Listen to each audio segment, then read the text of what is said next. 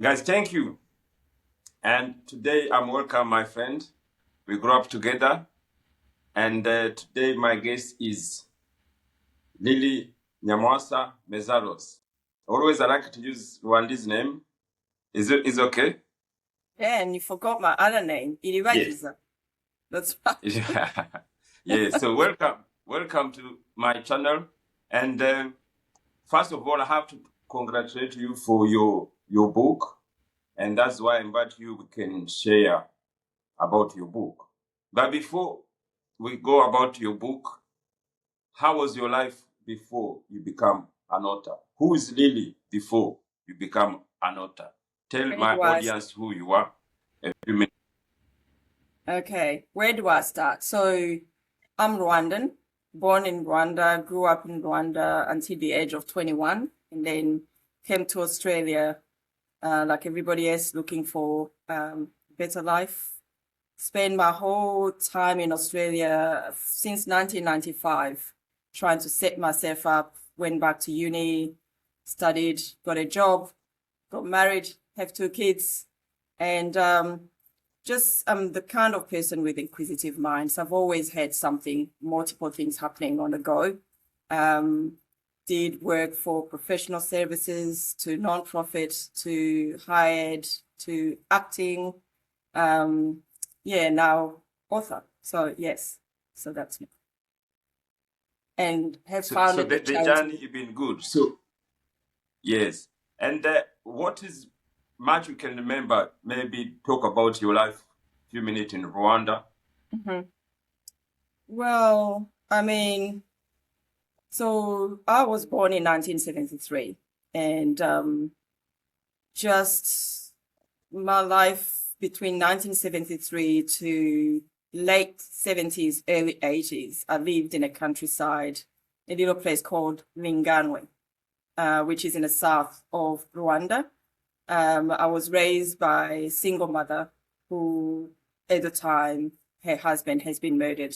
And so, as a child, I didn't know any of this. I just knew that, I didn't have my dad, but nobody really told me why do we not have a dad. We knew he had died. So that childhood in that place was actually idyllic. I really loved living in a countryside. Everybody was friendly. We just lived like everybody else. We didn't know what was going on in the background or the political side of things or the hustle or the struggle my mom was going through. As a child, I didn't know. I just had a good time and running around. We would go fetch water, play with other kids in the village, come back when it's dawn or dark time to eat dinner. We had a group of indigenous people called Twa in Rwanda who were living in a compound where we were. They would entertain us. So I had a really good, as a child, I had a really good childhood. I was sheltered to a lot of things that were going on. And then from 1980s, we moved back to the city, which initially we went back to Kigali. Um, and then it was around when Gaddafi was gave money to build the road in Kimisagara. I don't know if you remember that. And so the house where we Oh, lived had to yeah, be Nyamirambo one. Yes. no, not Nyamirambo, Kimisagara. Yeah, so from Nyamirambo to Yeah. Kimisagara. Okay. So that's where we lived when we first moved back to the city. And then, so the house had to be demolished to make a way for the road. Then we moved back to Butare. And then, so my primary schooling, I was in Butare until I was maybe near 5, year 6, year 7. And then we moved back to Kigali, which is probably where you met me, at the time. So when we moved Yeah. back the second time, that's when you met but my brother, who was your friend, was already studying in Apakope. So he was in Kigali with my older sister, but as young children, we lived with my mom in Butare. Yeah. Yeah. Okay. Yeah. And Mm. then I remember also went to school, high school in Biman. We went to the same Yes. high school. Yeah. I after high school, and this was actually really exciting time for my family. I was the first in our family to be admitted to a government official school. So that was a big celebration in my family. So I got a scholarship like everybody else to go to Guimana, Groupe Scolaire Notre Dame de Lourdes. I had a really great time in that school. And that was the first time I found myself, had freedom to express myself. I was very active in everything school related. I was playing volleyball. I was a guide, scout guide, girl. I've made a lot of friends from all walk of life and just really had a great time from, year equivalent to here to year 9, year 7, or it was year 9 to maybe the first 3 years in high school. I was really having a great time, but then everything took turn from late 1989. Things changed. Okay. So now you came to Australia now, and then did you continue to study in Australia? So how your life now in Australia started? What is the beginning in Australia? So back actually, Aloy, because after high school, I actually went to uni as well for the 1 year at Law, studying law, Bachelor of Law. Then the genocide happened. We moved to Australia. Everybody was discouraging me to study law because there was an oversupply of lawyers in Australia. And I was also by myself trying to sustain myself. I ended up doing a human resources degree at UTS. Okay. And then, so like, especially you are young, you are here by yourself, and you try to find out how you do working as a woman, young girls. How do you find to go now to get jobs in the market? And sometimes most people try to use it like maybe sometimes I can say it that there's racism there. Did you face any kind of racism as young woman looking black, looking a job in Australia?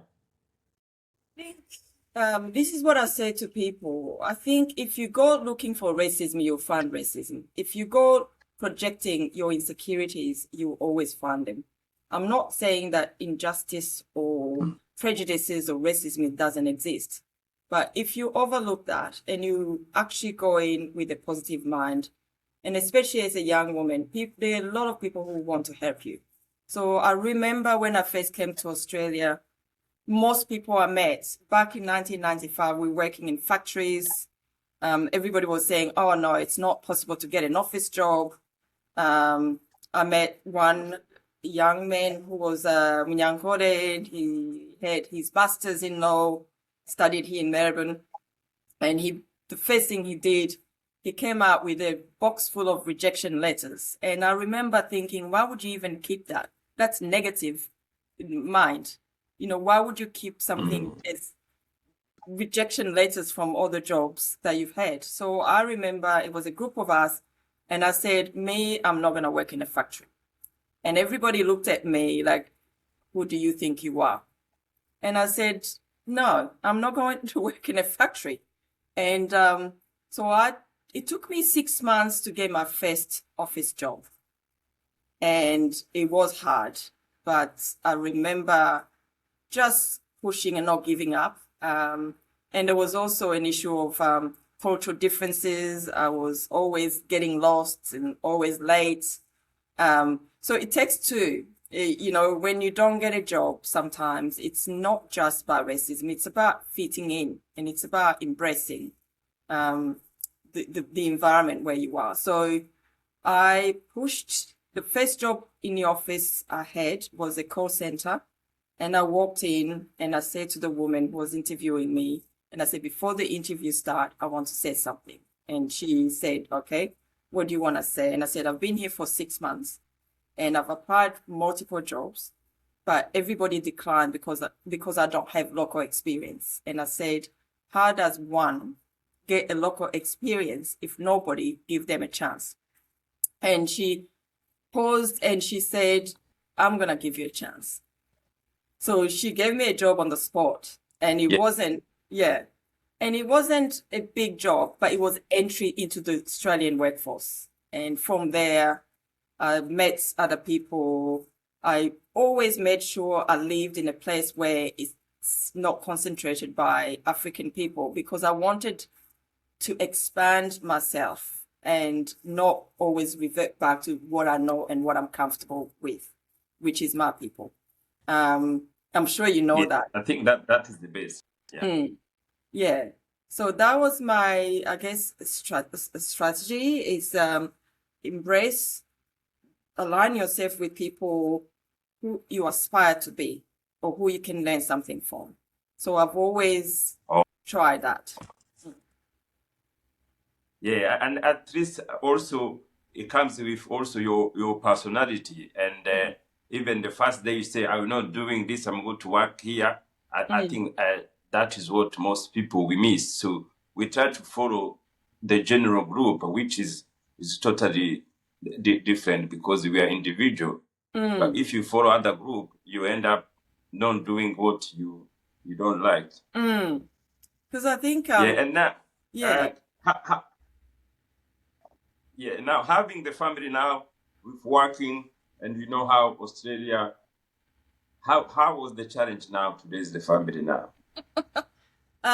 it's not easy. I think we underestimate the mental capacity it takes to live in a Western country, managing, family, work, and everything else. And I think the first few years after I had the children, before I got pregnant with my first child, I was doing really great. I was working for myself, the headhunting company in specializing in higher ed. And so when I got pregnant, I thought it's gonna be really difficult to manage. As you know, if you run a small business, you have to be dedicated and you have to go networking and you have to do all these things. So that was a really difficult time for me.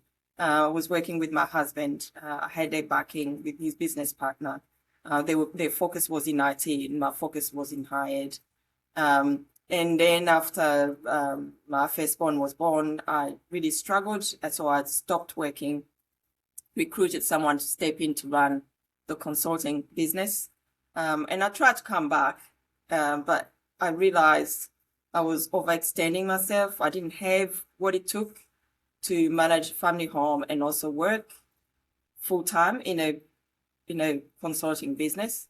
So I stopped working, and just that's when I founded the charity. Because again, I didn't want to sit at home and be a stay-at-home mom with nothing. I just wanted to do something that would keep me going and would keep me excited and keep me engaged. So that's when I started More Charity. Yes, and then the family, and now you move to Perth. Now you live in Sydney. Now you move to Perth. How is the life now in Perth now compared to I Sydney? love life in Perth. I miss my friends and family, friends I've made, like when you leave someone for more than 20 years, Sydney was my base, like was my base. I knew everyone. I have my friends, I have my networks. So moving to Perth was a decision we made because we wanted to be close to a family. It was the easiest option because I wanted our kids at least to get to know one of their grandparents. And my husband's mother is aging, and so we came back to be with her. Um, and the kids to get a chance to grow up with their cousins and get to know the family because, I know when I grew up, I had a lot of cousins around me, and it's one of the best thing because of that foundation, we stick close even though we live in different countries. Ah, yeah. So now today I just want to talk to you now with your new journey now. Yeah, Mhm. you become an author now. So let's we Yeah, talk now about your book now. yeah, sure. Tell us about your book. What is the title? You know? The title is called Komera, a Rwandan woman's memoir of belonging and identity. And it, it's, I've always struggled with the belonging part and I've always struggled with the identity part. And I think, you know, people who grew up with such a strong foundation, we knowing who they are. I didn't. I grew up as an orphan, and I didn't have a lot of older people around me to ground me. Um, and that's and I've also been in a survival mode all my life. So I've always wanted to get ahead, to do things, to improve, not to let my family down, not to let my dad's legacy down. So I've always been go, go, go. But I've never done a lot of work internally to actually sit down and reflect and say, who is Lily? If you take everything else, the material stuff, the education, who am I as a person? And so the book is a journey of discovering myself, a journey of discovering my family, piecing together my family history. It's a journey of honoring my dad, who I've never known, but everybody spoke highly of him, and being privileged to carry his name and being, everywhere we went, people opened doors for us. So I think the book essentially it started as finding myself, and I tell this story. The first time, I had an idea of starting to look for my family and look for who I am and learning my family history. I was living in Chatswood back, it was about 25.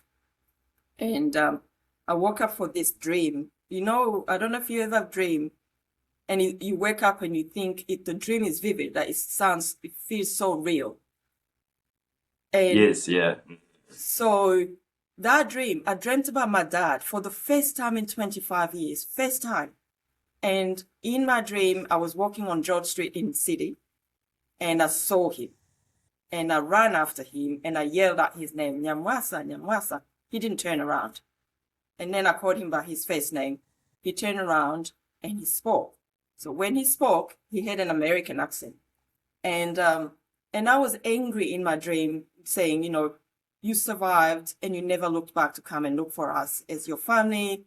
Where have you been all these years? So I woke up in the middle of yelling at my dad.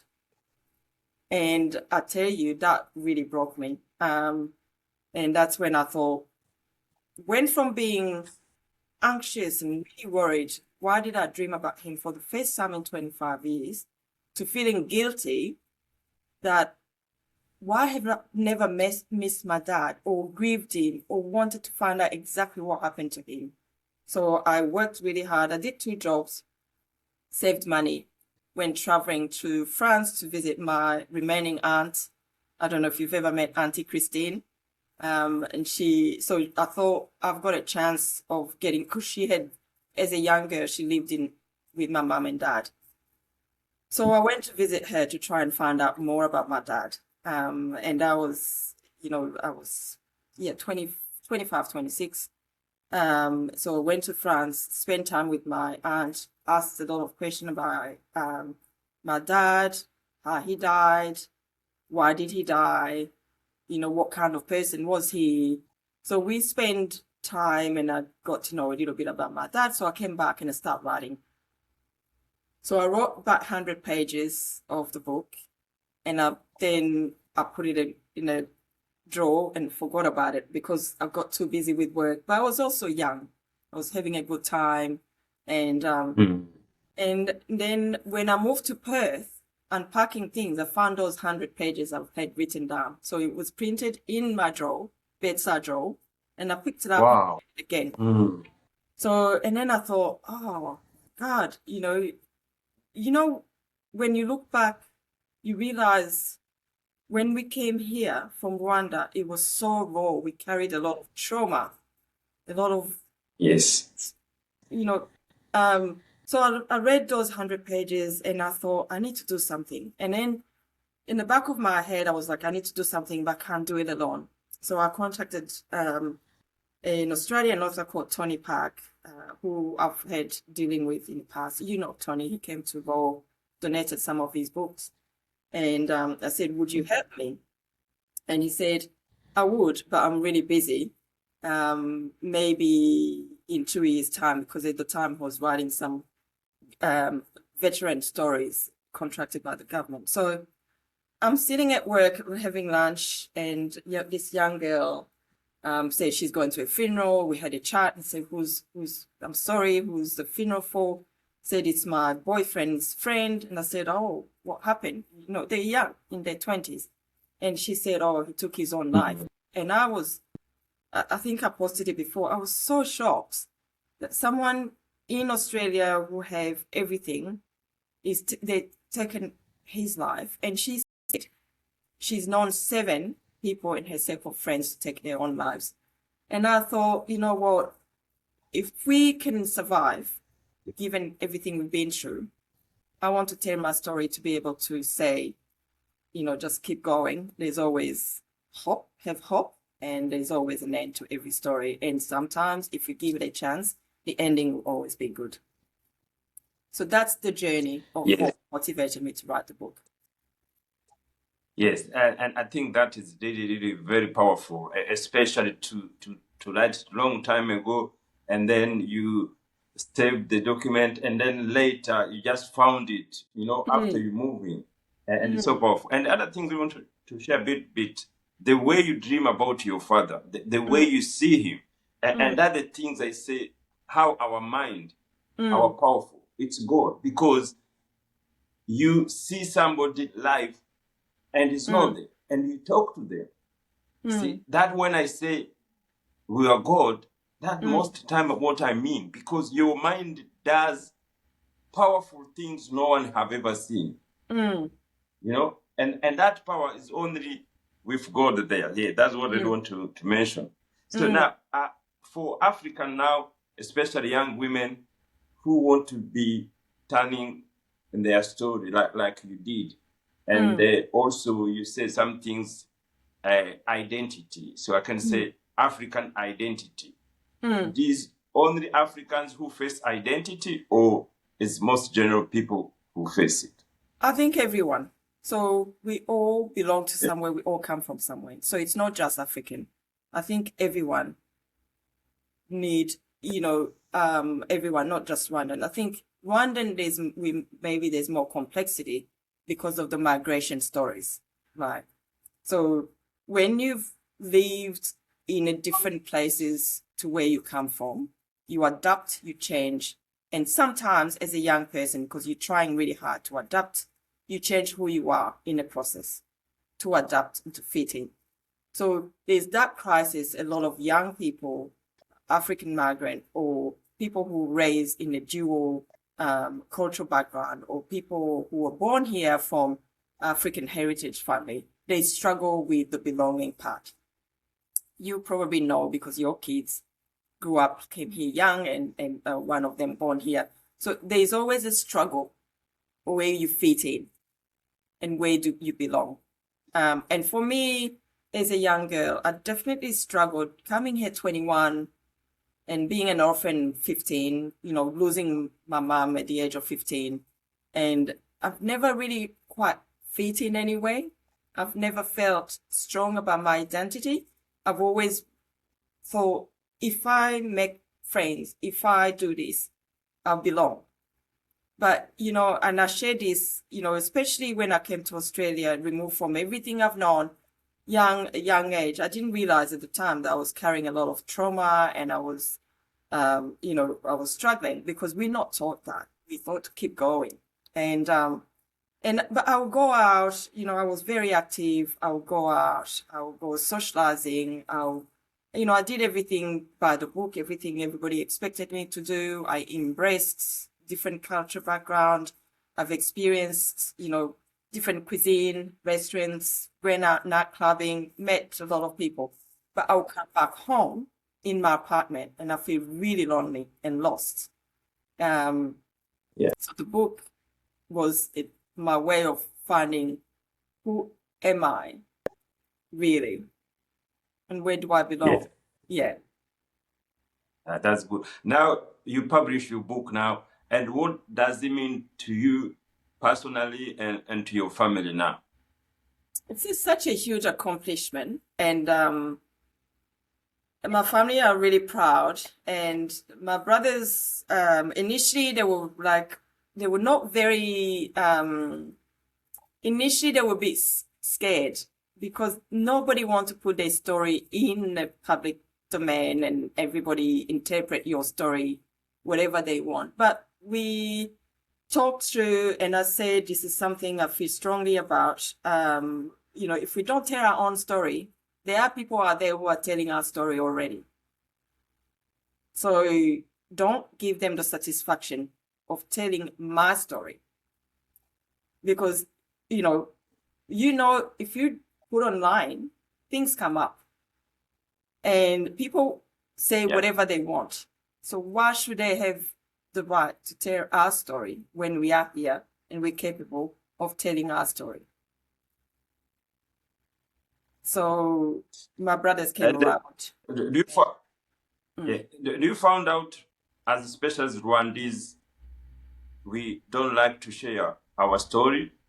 Is it culture or is it fear, just fear? Why is that? I think there is an element of cultural background. I think we thought to, especially Rwandan, we're very private people. We're very private people. We always very proud and private. So if you have a difficult time, you don't want to share with people. So that's how I grew up. You pretend that everything's fine. You don't let people know when you're struggling. You put on a brave face and you keep going. And that's how I grew up. I don't know whether that's how many other Rwandan people grew up. But I also think as I age and as I read a lot of things, especially in the workplace, we're not good at talking about ourselves in general. It's not something we thought, like I remember being on the set of Star Wars and this little boy, American boy, was like 11. He came really confident, shook my hand, introduced himself, start telling me about, how long he's been acting. And I stood there, in my late 20s, and I looked at this little boy with such a confidence. And I'm thinking, what can I be like that? But my cultural background is always that, keep your head down. You don't need to raise, you don't need to put your head up to make yourself noticed. And, and this is me who is an extrovert. So imagine people who are not extrovert, how struggle they found. There, yeah. Okay, thank you to share with you. Now, where can we find your book, and also what the plan? I think you are launching your book. Yeah. And when is that? And also we can invite people to come to support you. Yeah. So the book will be officially published on the 1st of August. People can still order now, but they won't get the book until the 1st of August.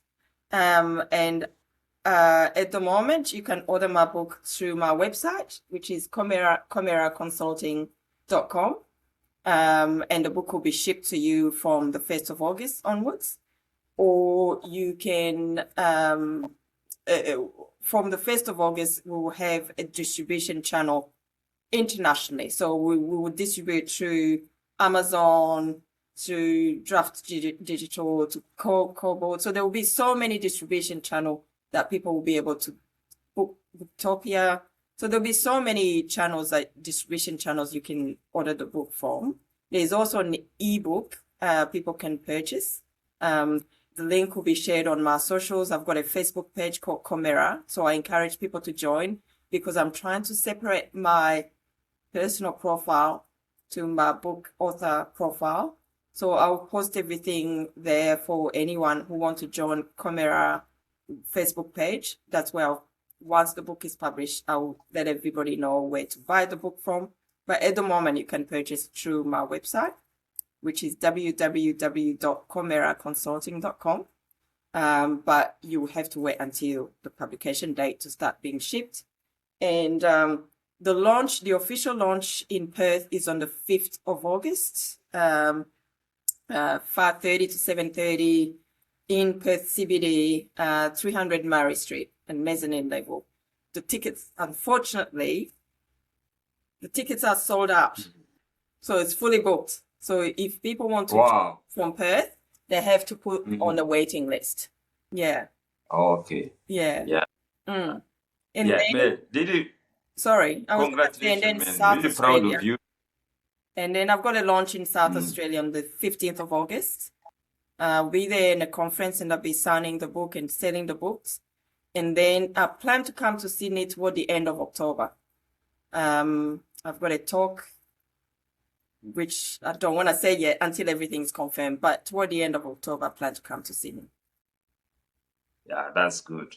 And at least I can say again, really proud of you. And I know writing a book is not easy, and your journey, and that's why we want to support you, continue to support you, and even to come here to give, we spend time together to tell us about your story. It's really good, inspiring a journey, and I think this is what we need now for all community. We go to there to inspire each other to write book. And even me, I try to do that, and which is good. It changed our mindset. It brings us our identity to bring the story. And that's why we want to come together to support each other. And that is how I see other community working, especially if even like launching book, because writing a book and to selling book is totally two different, So we need people to come to purchase our book, and then also you can have, because you write one, even the second one I think is going to come soon. That's how it works. But we want people to come and to purchase your book. Thank you. Thank you for your support. I think you're right. That's another thing I really feel strongly about. We need to elevate each other and we need to support each other. And especially for us who've been there before, bring other people with you. Share your learnings. Yes. You age you are, I'm the age you are. We've been through so much. So let's pave the way for those who come behind us, and we can share our learnings, and at least they don't have to struggle like we did. And that's my philosophy. Yes. Okay. Thank you so much, and I hope I will come one of your launch book. Wait to see you again. Yeah. And yeah, thank you so much. Thank you. Ndizeye. Sorry. Tonight. It's a happy.